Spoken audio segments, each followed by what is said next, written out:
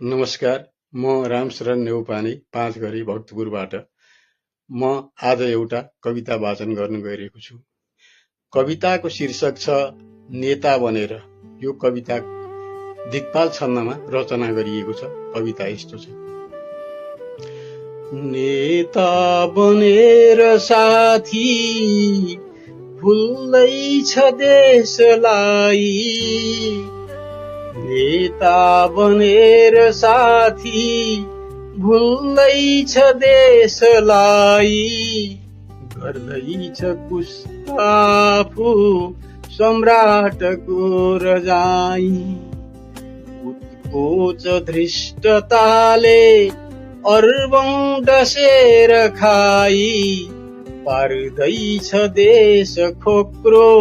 सोझा दुखी रुवाई, बस्दैछ केसलाई चल्ला समान छोपी, खैचेर न्यायलाई गुण्डा दलाल बोकी, पर्दा खुलेर आए उल्टिन्छ केस भोलि, बज्रिन्छ टाउकोमा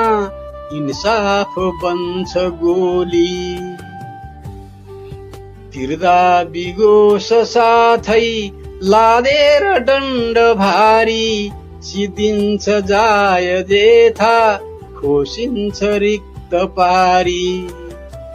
बर्सेर आँसु धारा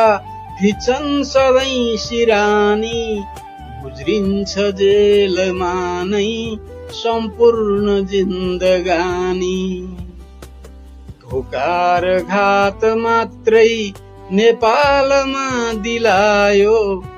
ऐश्वर्य देशको यो क्या धुलीमा मिलायो, मान्छे बनेर के भो दुष्कृति धेर छायो, खोसेर भाग सारा तियार्थको उडायो,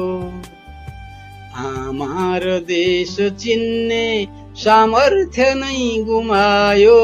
पियूष तुल्य ठानी सोसेर रक्त खायो, ज्ञानी बन्यो न आफू जान्यो न राष्ट्र सेवा, उत्कोचको जमायो कालो अशुद्ध ढेवा, सारा समाज छिछि सतो सराप गर्छन्, चोखा सुसभ्य